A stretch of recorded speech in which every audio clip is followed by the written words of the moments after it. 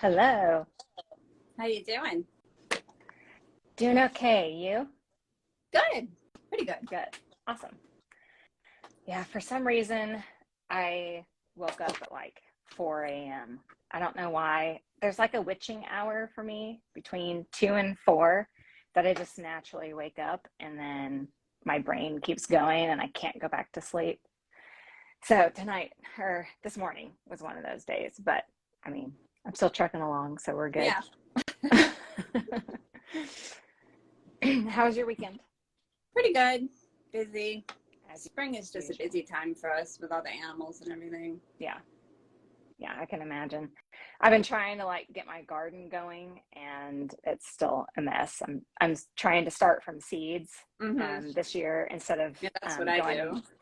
Going and buying plants, and I'm just slow going. Like I planted or I started a bunch, but they just never sprouted. So I don't know what the deal was with that. So I'm just doing it like little batch by little batch and trying to move them outside, once they're strong enough. But yeah, I hear you. Spring is busy.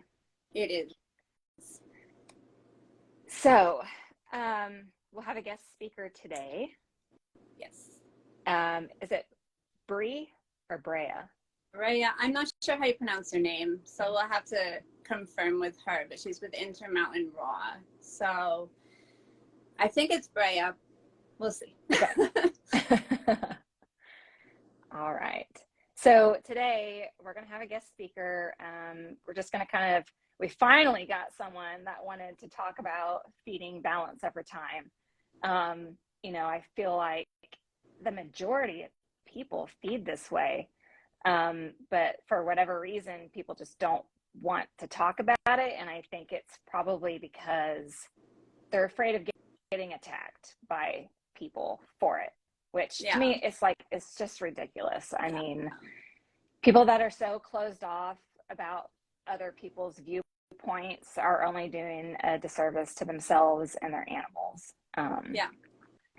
No, people have definitely expressed that directly to me when I've asked about it, that they're afraid they're going to be criticized for their decisions or talking about it, or like maybe they just don't feel that they're educated enough to speak about it, which is kind of like ironically the reason I want to talk to you, because if you've been feeding an animal for an extended period of time and they're thriving and they're doing well, you're obviously not doing damage to that animal. Right. And again, you don't have to be a nutritionist to feed your dog or your cat. I mean, you literally just feed species appropriate foods, and they're going to be fine. I mean, they're scavengers. So if you look at it, that way, they'll be all right. I think Brea joined. Did she pop on? She did. I saw her pop on. Yeah. See if I can invite her.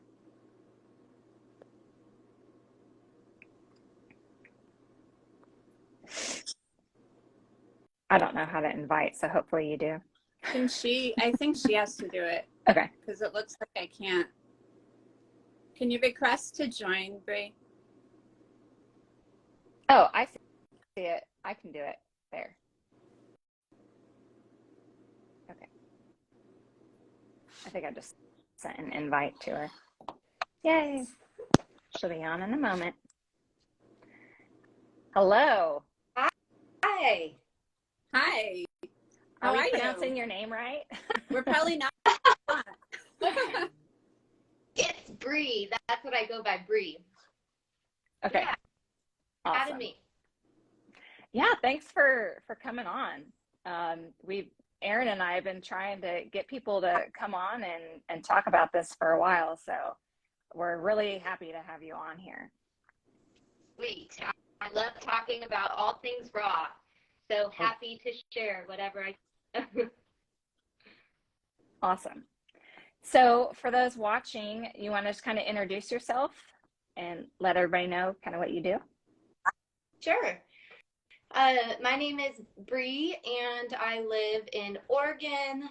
I have a farm, mostly meat, goats, and sheep, and we have a few different giant breed livestock guardian dogs here on our 70 acres.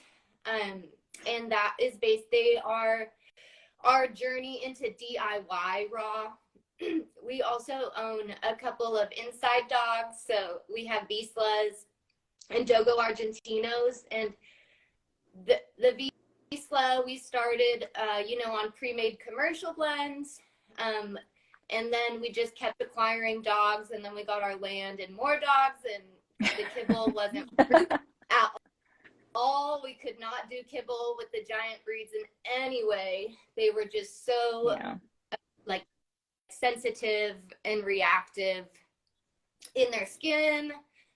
And yeah, so that it forced us into DIY raw, which is where we're at today with we reared a couple of litters of our livestock guardians. So we bred 2 of them twice together. And the first litter we sent home to people that were open to raw, but we didn't mandate it. Mm-hmm. And then we watched, those puppies grow from that first litter and saw the ones that stuck exclusively with raw thrive. And the ones that were fed an assortment of dry processed food weren't seemingly doing as well as the others. And so the second litter was really tough to get rid of because we mandated that they were fed exclusively raw. And these are like really big dogs, like 150, 200 pound dogs. It is a serious commitment. And most of these people were farmers, so they could figure it out themselves, but they still needed to supplement, pockets of different items in the DIY raw diet that they couldn't source themselves or like really knew how to source themselves. So we taught them all how to do it and kind of called around the butcher shops for them and, helped brainstorm depending on where they lived so that they could like over time continue this. And that is the birth of our business now, which is a raw pet food distribution company. For DIY raw feeders exclusively who want to either make their own diets from cases of meat, bones, and organs, or we do some pre-made ground blends just with some of our local butcher shops. So we say save X amount of this, this, and this, and we'll make a fresh blend every month. And so that's a little bit about who I am. That is awesome. Yeah. I love hearing people's stories when it just like they never intended, to start a business, almost similar to mine. It was just kind of organically evolved into that out of, a passion that somebody had. So, Bree, did you ever take like any new like nutrition course, or was it just natural for you to just try to feed bits and pieces of what they normally would in the wild? Both. So my husband is the farmer, and he also worked in lots of butcher shops throughout, his career.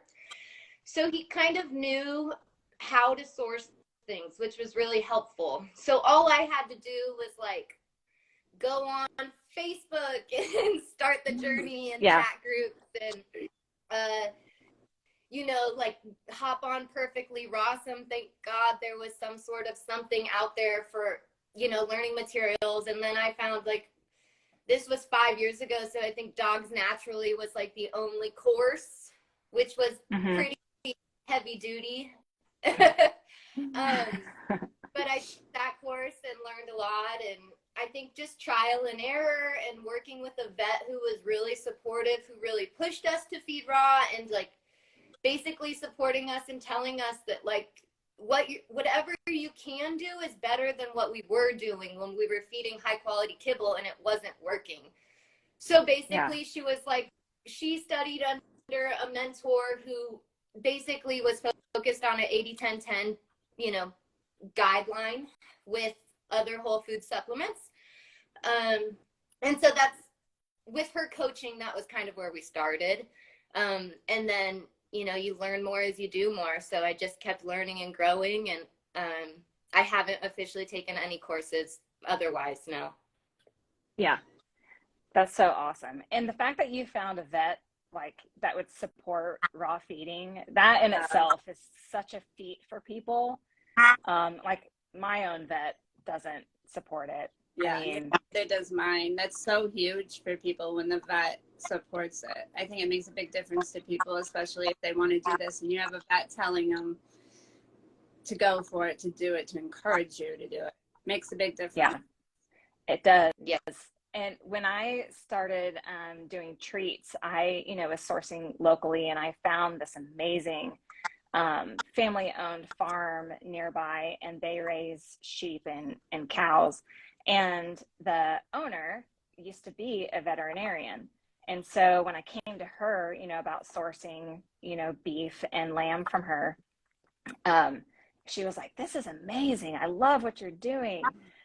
She's like, "Not everybody, feeds this way, and they need to." And so that was like really comforting, finding that, a veterinarian around here that was supportive of that. So yeah, that's really cool. So throughout your journey, feeding balance over time, especially with your puppies, that's like a big issue for people. They feel like their puppies' diets have to be balanced day in and day out. So what has been your experience seeing your puppies flourish on a balanced over time diet? Well, first of all, I don't have any puppy diarrhea issues. I don't have any itchy puppies. My puppies aren't there's no digestive gut trauma that happens when these puppies are weaned off their mom's milk and then they're fed dry food that's not even reconstituted with water. That is really traumatizing biologically to them, and it gives them nothing to flourish upon.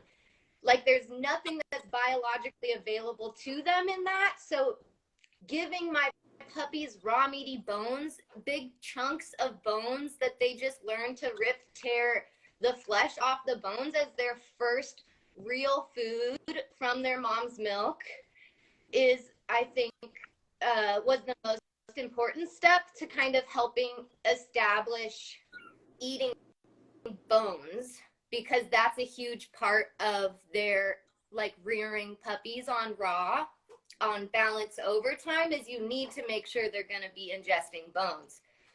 Yeah. And I think that that's a scary thing for a lot of puppy feeders, because they don't want their puppy to swallow. I think it's a challenging thing because you're talking about feeding tiny puppies that are like wiener dogs, and then I'm talking about giant breed puppies, so we're talking about bones. So I think teaching the puppies how to eat is what will make them flourish. So also making sure they're not going to be picky. So the earlier you can transition them, the better, because you don't want them to be turning down liver.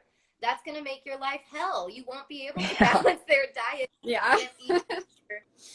And a lot of people are very scared with the bones. People are scared with puppies to give them a bone. It's scary to them, but it's so it's the most important time to give a dog a bone when they're young and they're weaning and they need those bones. They instinctually know what to do if that's what they're given from that time, and it's beautiful to watch, and as I'm sure with your dogs, watching them go from weaning to chewing on large raw meaty bones.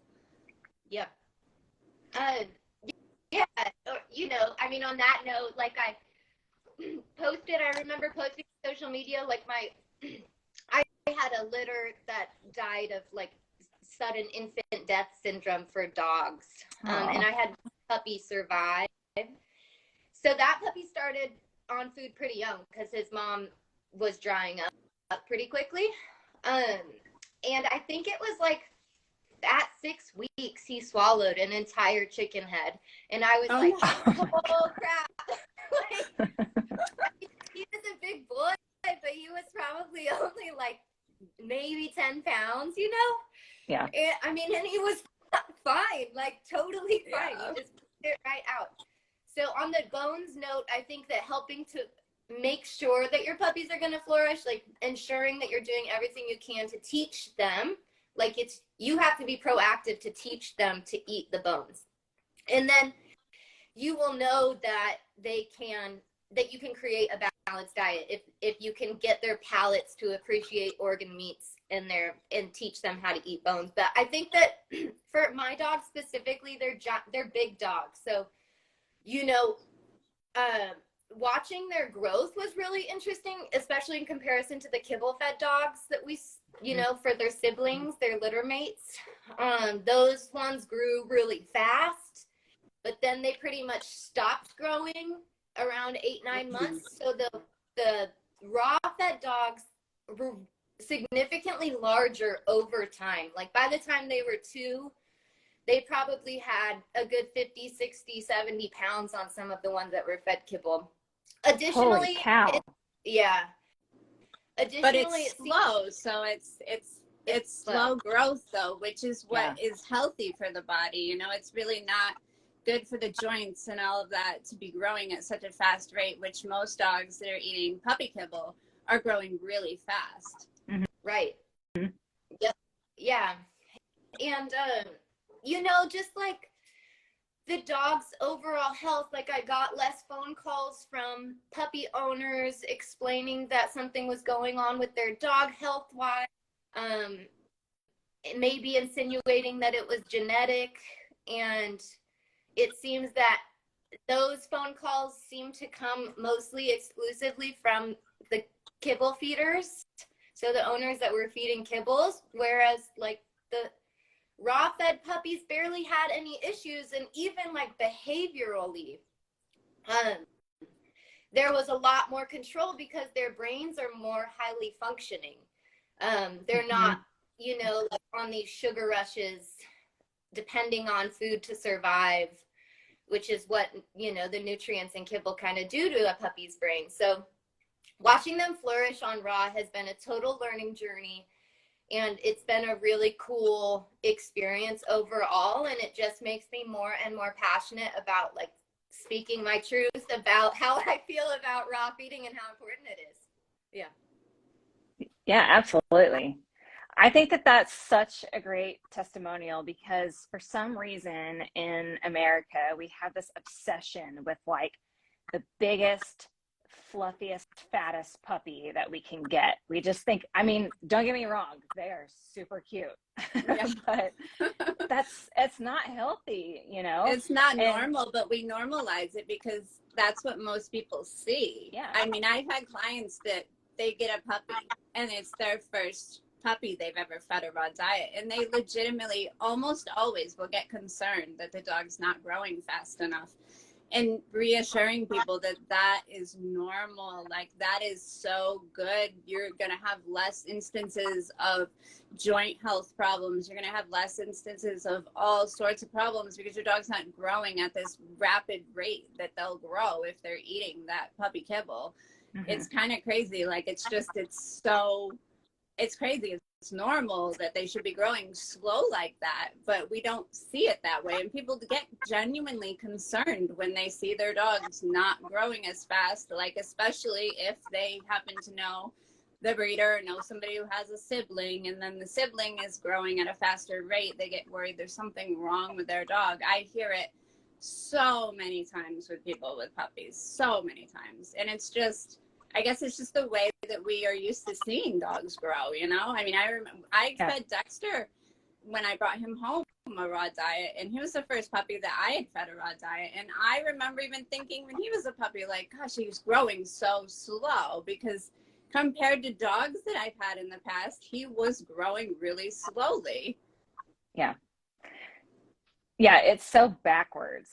And again, I think it's probably just due to like the marketing thing that all these kibble brands, you know, they design it for certain breeds, for large breeds and for, you know, whatever. And it's just like, you know, drilled into people's heads. And that's all you see on, you know, bags of kibble are these like overweight fluff balls. I mean, that's the biggest problem for those large breed dogs, is that they grow too fast. Yeah. It's a bigger problem. The bigger the dog, the bigger the problem that becomes. You don't want a large breed dog sprouting up so fast. He's going to have problems later in life if he does. Yeah. And that's something that I get a lot with people with large or giant breed dogs that come to me transitioning their puppy is like, oh, but I have to make sure that their calcium phosphorus ratios are really low because I don't want them growing too fast. And I'm like, listen, like feeds like, so you want their bones and joints to be supported, but I'm like, it's not like synthetically sprayed on minerals we're talking about here. Like, they're bioavailable. You can't OD your dog on feeding bones. Like, I mean, you can. Yeah, the way I try to explain it to people, is when you feed bones, like we all know, if you feed too much bone, their poop comes out very light, very dry, very crumbly. That's just the body eliminating what it didn't need. But when you put too much phosphorus, too much calcium in a supplement form, it doesn't come out that way. It doesn't look that way. The body will put that into tissues and hold on to it, or just not utilize it at all if it's a really poorly bioavailable mineral. That's where the problem lies. It's not so much with bones. When you give the body something in that food matrix that contains everything it needs, the body doesn't process it the same as it does the artificial synthetic nutrients. It's eliminating it. So if you see your puppy pooping out a very white, hard stool, it just means you've gone a little too much and their body's doing what it was designed to do, and it's eliminating it. It's not going to be a problem as long as you don't do it every single day of your life. It's so, people get so caught up in that with bones, with puppies, but that's just you literally watching their body do what it was designed to do.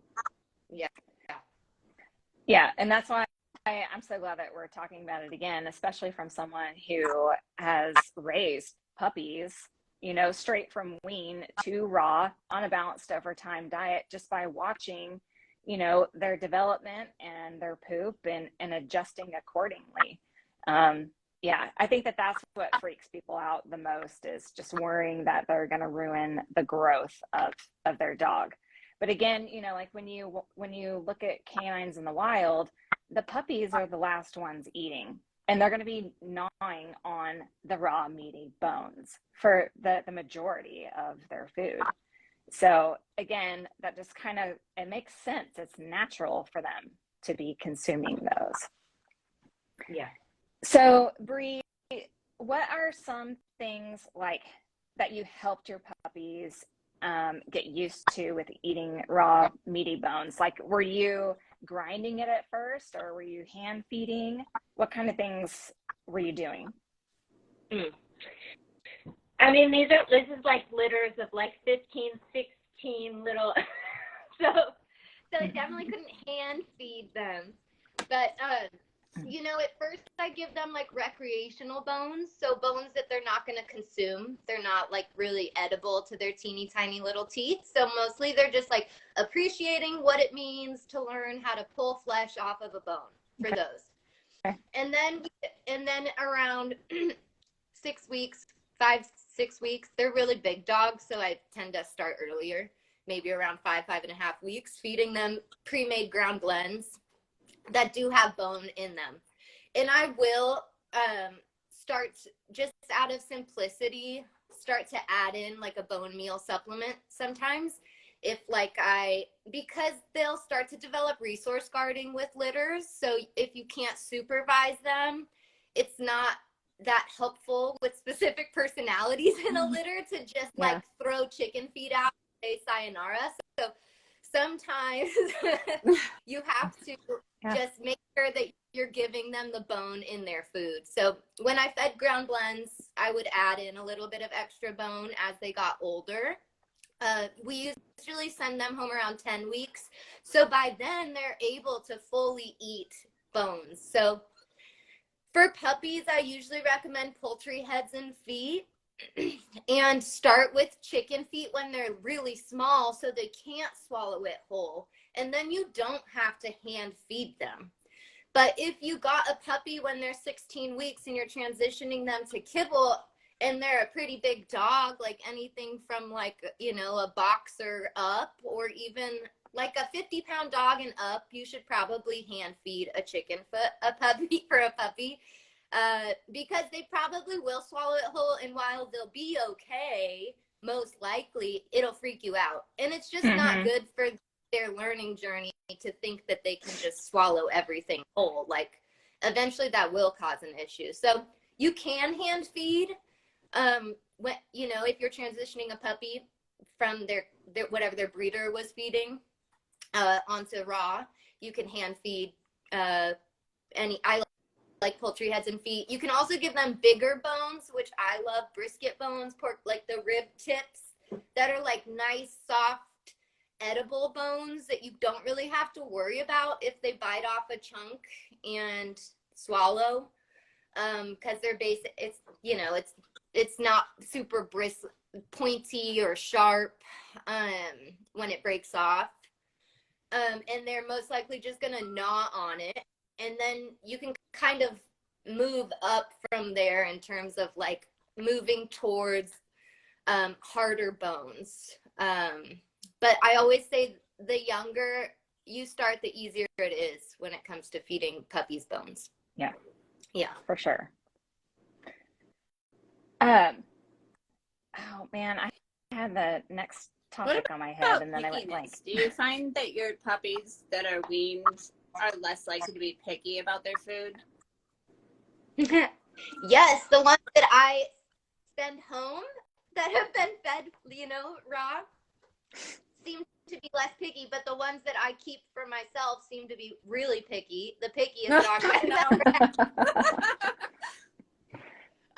had. And they just know there's like something better where that came from, I guess. I don't know. But yeah. Overall, they have preferences, which I have a lot of dogs. I have 10 dogs. Yes, so you do.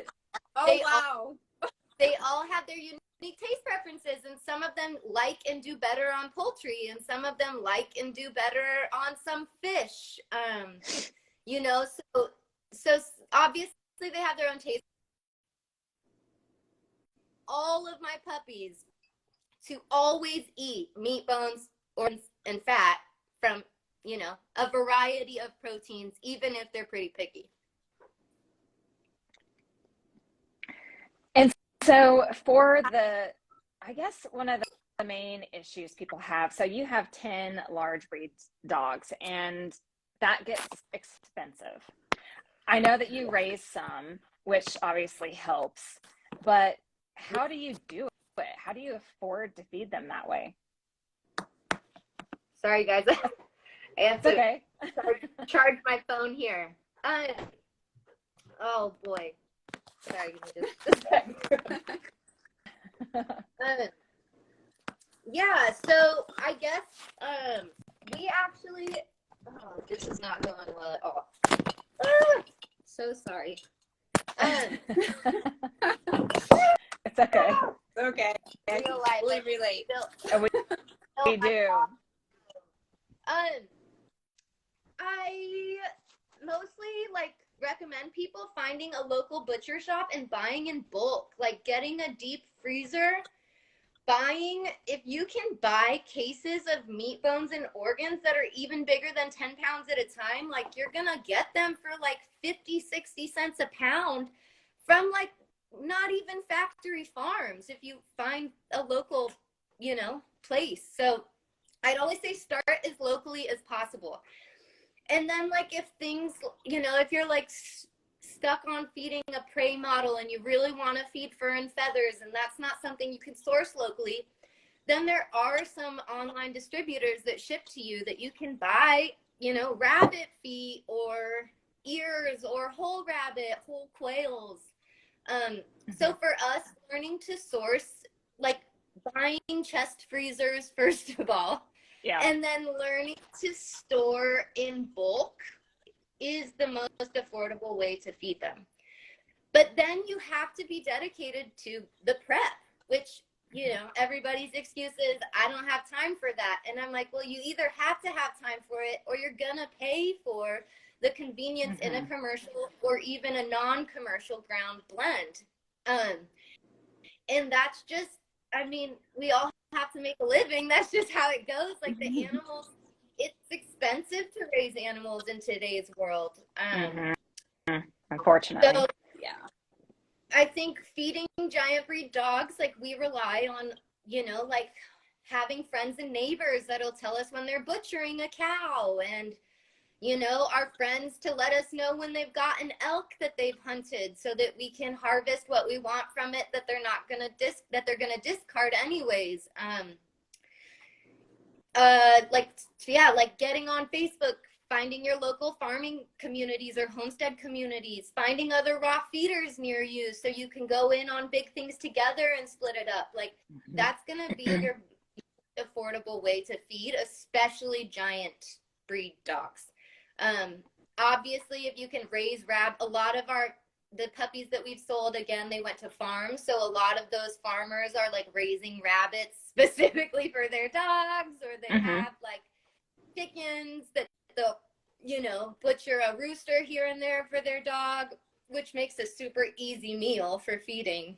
But yeah, I think buying is the most important thing to keeping it affordable.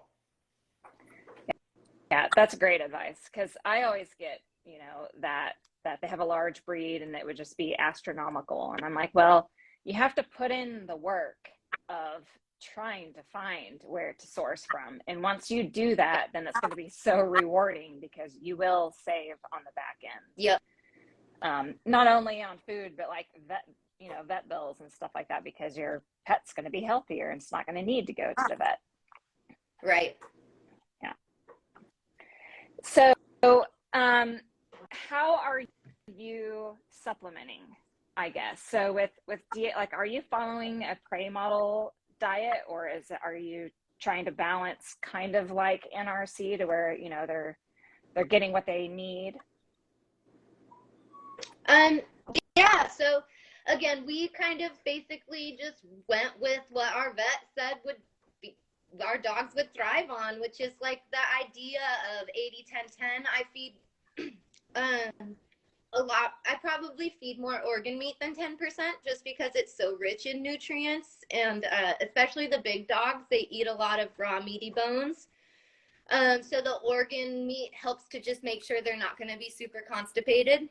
And they do well on a higher organ meat diet. Though, like I have a lot of dogs, and they all have their unique taste preferences. They all have their own unique needs in terms of supplementation. So we basically have like a baseline. The livestock guardian dogs are pretty ancestral breeds. So they're Congos, Charplaninox, they're really close to their ancestral lineage. So they haven't really been domesticated gut-wise in any way for very long. So they eat a really close to prey model raw diet. And then, you know, they'll eat fur, they'll hunt, get rodents in the pasture.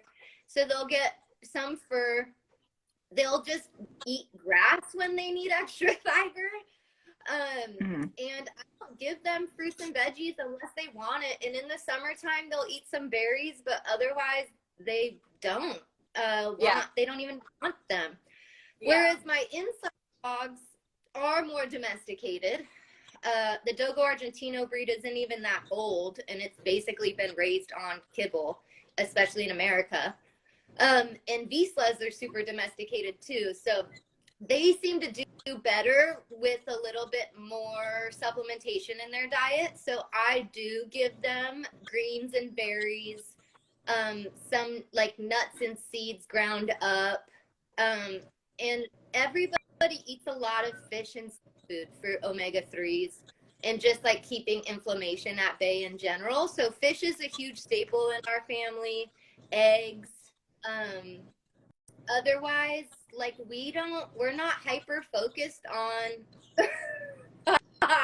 meeting NRC guidelines or ACTA standards in any way. Like, I just recognize that is the bare minimum for my dogs to thrive. So like, why would I base their diet upon those guidelines when I see how they're doing, if I pay attention to their stool and their skin and their overall vibrant health?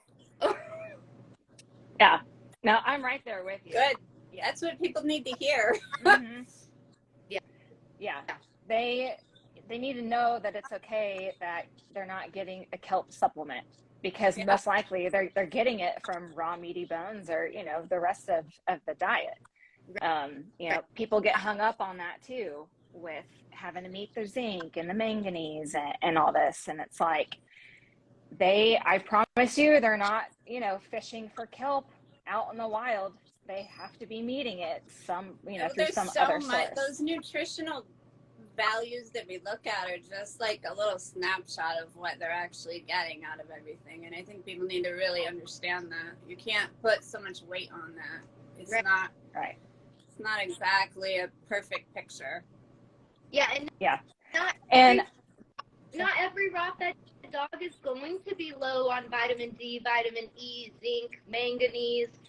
Like they're not all the same, and it's not always true. Like my vet was just super shocked to see my dog's vitamin D levels so healthy and skyrocketing. Like she's like, I don't understand. I thought that vitamin D levels in meat are so low because of the ways animals are raised now, and you must be sourcing your meat so well. And I'm like, I mean, their beef is not coming from exclusively grass-fed farms, and their vitamin D is still pretty great, you know? Like, yeah. I think, and so just assuming that we need to be over supplementing on these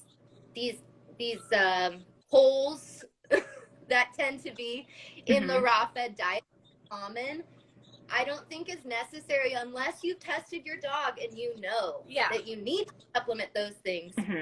I don't think a good portion of the time when someone does and it comes back, it's not always the fact that they're not getting it dietarily. A lot of times it's the fact that they have some sort of issue with absorbing the food that they're getting. Because I can't even tell you how many clients I've had that have had, you know, hair tests, blood tests, they've done them all, and they've come back low on something like vitamin D. But I look at the diet, and the diet's got plenty of it in there. So it's not because they're not feeding enough. It's because the dog, for whatever reason, whether it be a health issue or a genetic issue or a gut issue, they're not absorbing it. So that's what you need to tackle first, and not just sit there and blindly. Because, I mean, I've had clients come who are giving crazy high amounts of supplements to keep a blood test showing a normal level, but that's not the right approach. That's not really the healthy approach. If you fix the reason that they're not absorbing that mineral or that vitamin, that's what you really need to look at. But I guess, you know, a lot of even vets don't think of it that way. They see that test and they don't want to fix why. That should be our question. Why is it not there if, looking at the diet, it should be there? Right. And I love that you let your dogs follow their preferences, that self, you know, what they like, because that to me is so important, and so many people aren't doing that. So hearing you say that is like so good. I love hearing somebody say that, because so many people aren't doing that. But they're such intuitive animals, and they know, like, if your dog is saying that they prefer one thing over another. I mean, I do that with my own dog. If he doesn't like something, he's a dog. I mean, he's not, you know, he's a mixed breed. So, you know, he's not like your livestock guardian dogs that are out there that are very, you know, undomesticated. But he has a general preference to not have a lot of fruit and veggie in his diet. It doesn't matter what I do. I can give him 2 pounds of meat and put 1 blueberry in it, and he will pick that blueberry out and spit it off to the side every single time. So I don't force it on him. I give him that option all the time, and sometimes he'll sit there and eat it, but 9 times out of 10 he says no, and I let him decide, you know. And I don't think there's anything wrong with that either, where a lot of people are trying to tell you need to force it in there if they don't like it. There's something to that too, that, you know. So hearing you say you allow your dogs, the ones that really like fish, to eat fish, the ones that really like poultry, to eat more poultry, is like refreshing to me, because I don't hear that a lot. I hear usually just the opposite, you know? Yeah. And like with the fish, for instance, you do have to get creative, because that is something that's like mandatory in our household. Like, you must eat fish because I know that they really do need it for their health. And like, I don't like feeding fish oil. So You know, there are other forms of omega-3s, but I don't, I mean, they're not cheap. And, you know, salmon is fish from our suppliers is cheap because I buy it in bulk. So they must eat it. And we get, so we get creative. It's not to say like, oh, you don't like that, then I'll just feed you what you want. You know, like, oh, you don't like chicken liver, so you'll have, you know, a breaded chicken tender that's cooked. No, like you eat your nutrients, and you won't get anything else. But I will acknowledge your preferences, and I'm not going to force you to eat on a regular basis things that don't serve you.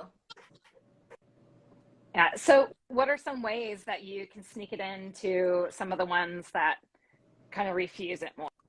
Do you blend it up? Do you freeze it? What do you do? Yeah. So, you know, freezing is kind of controversial in the raw feeding world. Like, eating frozen food is a huge no-no. And it's like, a lot of my dogs prefer a lot of their food frozen, solid. And sometimes I'll run it under hot water. And even if I run it under hot water to get that initial frost coating off, they'll be like, no, I don't want it. So feeding frozen can be helpful, not for fish, but for organ meat. And then for fish, if it's like a ground blend fish version, like some sort of ground fish that they don't want, you can layer it. I like to layer it between like green tripe, something really stinky, like a peanut butter and jelly. So the fish is like the peanut butter and jelly between the bread. Yeah, I like that. And or sardines, like whole fish that you want them to eat, I thaw out and I cut up into little pieces, and then I just mix it into some other ground meat. That's pretty much the only way you're going to get a dog that doesn't like fish to eat fish. Yeah. My dog's not crazy about fish either. And whole fish, he'll actually only eat like a whole mackerel or a whole sardine or something if it's frozen. He won't eat it if it's thawed.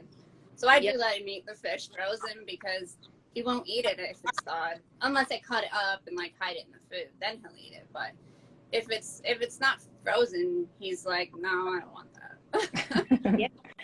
Well, and that's the thing too, like a lot of northern breeds, that's all they were eating. You know, especially like up in Canada and stuff. Yeah. Anything that they could find was frozen. So that's not something that's atypical either. That's not going to hurt your animal. I mean, I guess some people could say it could slow, you know, digestion and all that, but I think that that's minimal maybe. I mean, it's going to warm up and the body's going to do its job to you know, break it down and I mean, we eat it. frozen food. Yeah. We eat frozen food. Yeah. So I guess it doesn't make sense to me because we can eat frozen food. Yeah. So I think that's where. Sorry. No, go ahead. My veterinarian kind of explained it that like their guts are like having to work super hard maybe to like warm that frozen food up, but it's almost like a good challenge for them to like keep their metabolism on their toes.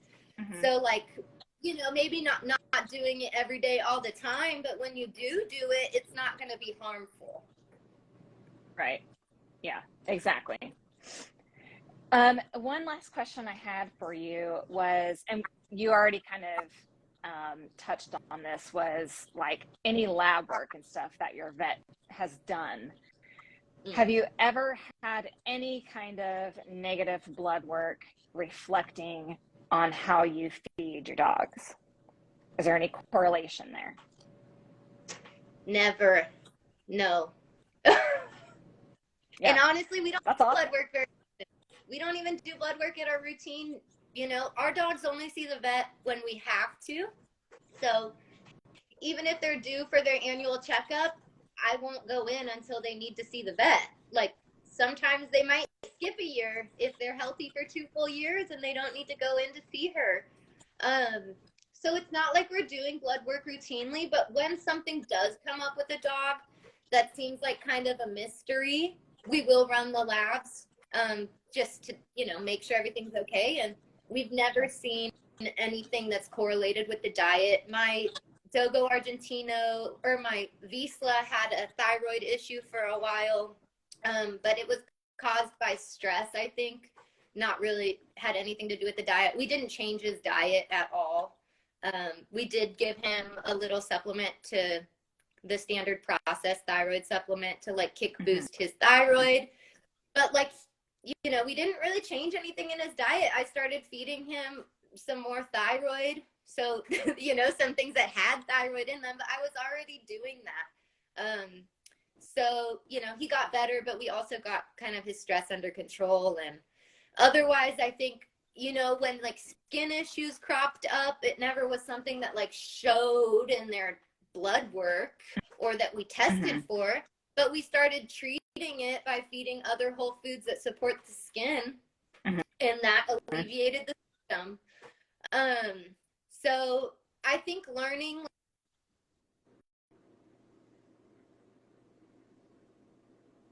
Oh, I think we lost your sound. Can you hear her, Erin? No, I think we've lost her. Oh, no. Sorry, can you hear me? It's the best route. You're back now. You're back. Everything Can you you hear said. me? I didn't say anything important, I don't think. Yeah, we haven't really ever seen anything super detrimental. I will tell you that story, my husband was really mad at this livestock guardian we rescued who killed a couple goats. So he was like, we can't afford to feed her raw anymore. We're just going to buy some kibble for her. And it was like high quality Fromm's kibble. High quality kibble.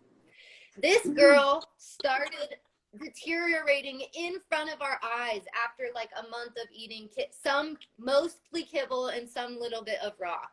And like, that's not something you need to take a blood test to see. Like she was really struggling. She had red eyes, crazy eye boogers.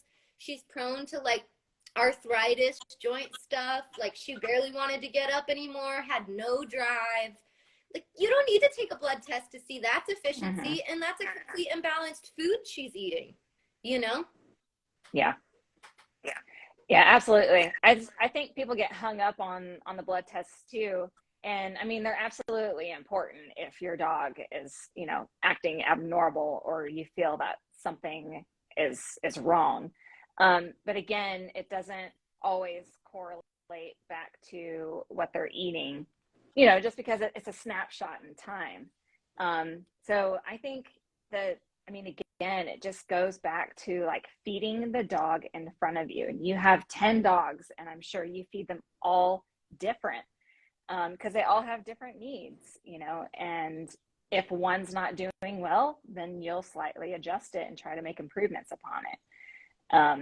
Whereas if you're feeding an RC balanced diet day in and day out, and you're having problems, it's really hard to improve upon that when you go get another NRC balanced recipe to try.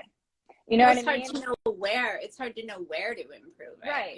Like what is it that's the problem? Because if you're gonna hang on that it needs to be perfect every day, you're just gonna shift to another diet that's gonna provide everything every day. Yeah. In maybe a slightly different way, and maybe you'll see something. But because I've seen people do this where they switch to another NRC balanced diet, and then just because the body is suddenly getting a slightly different proportion of nutrients, maybe from slightly different ingredients, they see, oh, well, now it's better. But if you continue to feed that exact same proportion of nutrients every single day for an extended period of time, well, guess what happens when you do that? All of a sudden, now you need to do it again. I mean, it's a great business model for people who formulate, I guess, but it's not great for your dog. Yeah. And people get wrapped up in that then they start to think that their dogs are allergic to like everything. And it's like, that's not the issue. You can't just keep over supplementing and trying to, you know, feed different full meals. Like, you need to just bring it back to basics, try to, you know, bring the inflammation and all that stuff down, and calm the system down first before you just keep cycling on to new meals or new nutritionists and I mean, the body and things like that. doesn't want to eat the exact same thing, no matter how good of a food, no matter how high. I mean, you could feed the best quality grass-fed finished meal, but if you're feeding the exact same thing every day, that's still not, in my opinion, that's still not optimal, because it's just not a natural way for the body to process food. Yeah, I agree. And so, Brea, I guess for your puppies, new owners that feed raw, I guess, what were some of their hesitations in I guess feeding raw? Because, you know, not ever, like, whenever you go to a breeder, I'm expecting them to be on like Royal Canin or something. You know, I don't meet very many people that feed raw to puppies, and so me just, you know, not knowing anything about raw, are they, I don't know, are they like, wow, that's pretty interesting, I never thought about feeding them that way? Or are they like just jumping ship and think that you're crazy? Yeah. So some people get really offended, and they're like, I've been feeding high quality Kirkland kibble for years, and my dogs are all healthy and doing fine, like, you know. And I'm like, well, that's great, go get a dog that you can continue to feed in what works for your family, but like, I won't sell you one of my dogs. And, you know, and they get really offended. But what they don't understand is, like, their parents really didn't do well on kibble, like really didn't do well. We tried to do some raw, some kibble, it didn't help. Like, nothing made them thrive like exclusively raw. And so I guess, you know, their immediate concern is like, I don't know how to do this. You know, how am I going to source it all? It's rare that we get people that are concerned about bacteria, just because who we're selling these dogs to are farmers already. But of course, that makes like, sense. You know, my vet, like, they're worried that their vet's going to have a hard time with it, and they're not going to get support from their vet. So a lot of it is just like a very intense training, like crash session before they take their puppy home, of like teaching them how to feed their puppy, and then how they'll transition from feeding from puppy to adult once their dog's an adult. And then, you know, letting them know that we're here to support them with any questions that they have. And, you know, basically just to do pay a lot of attention to it when they're young, but when they're older, like, it gets really lax. Like, it gets to be, you know, less of an issue. Like, my big dogs eat chunks of meat and bones and organs for most of their food every day. Like, I just toss them chunks because they'll eat up to 4 pounds a day. So, like, I'm not prepping all of that for them on a regular basis. Like, there's 6 of them that live in the field, you know, and they'll all eat 4 pounds each. So that's 24 pounds. And so, like, teaching them, like, how to feed a puppy, and then just to, like, know that it might seem overwhelming, but you're going to be an expert on raw by the time your dog is an adult. Like, absolutely. And just hand holding, you know, with them. I feel like a lot of people lack mentorship when they're trying to, like, move towards a DIY raw diet. And a lot of people don't want to ask the questions because they don't really know what to ask. So having somebody that will, like, be kind and insinuate that you might not know something in a way that's, like, loving is, I think, really beneficial. So like reaching out to somebody like Erin and scheduling a consultation with her is gonna be so well worth the money and time. Like it's gonna save so much. Thank you. So, you know, so much of that like trauma of being terrified that you're doing something wrong with your puppy. And then you're going to be able to save a ton of money because she's going to teach you how to buy in bulk and what you need to be looking for and from who. Yep.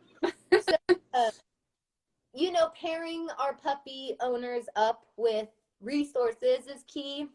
And I think a lot of people are just scared to like move out of their comfort zone and their routine of like what has worked with them. And so there needs to be more breeders that will say like, I am unwilling to send a dog home to you, not because I think you're a bad person, or you not to even say you're not going to be a wonderful owner to this dog, but because I know that my dog won't thrive with that diet. And that is my responsibility as the breeder if I'm going to consciously bring more dogs into this world, because there are so many dogs. Like, I am not anti-kibble. Like, if you want to go get a shelter dog and that's all you can feed, that is better for that dog than sitting in that shelter. Like, let's be real. But I am breeding these like super old world dogs in Africa. Like, I have to do right by them. And having more breeders that believe in natural rearing and stick to it, I think is what entice veterinarians to be supportive of raw, to entice, you know, like more people to speak up about just how easy it can be and that it doesn't have to be complicated in terms of feeding. Yeah. Those keywords, easy and not complicated. The most important things. Yes. I'm going to be honest, like we've discussed in our past, episodes, like I was just making myself crazy trying to weigh everything to the gram. And now, and my dog Six was having, some issues like digestion, or it was, having extra dry skin. And, I thought, well, maybe he needed more zinc and more this and blah, blah, blah. And ever since, I threw all of that away. I don't weigh a single thing. I don't prep anything. I literally toss what I have thought out to him. I mean, I can eyeball it, just because I've been feeding him that way for almost 4 years now. But, and he's so much better. He's putting, weight back on. His skin isn't as dry. He is having a little bit of gas, but I think I don't know what's going on with that, but, it could be egg or whatever. So we're trying to work that issue out, but it's like, he's so much better. And I'm so much better as a pet parent that I'm not, and as a human parent that I'm not like so focused in on this and driving myself mad trying to make it perfect. Yeah. Like he's thriving with me just throwing food at him, Yeah. So, we are coming up on the hour, I guess.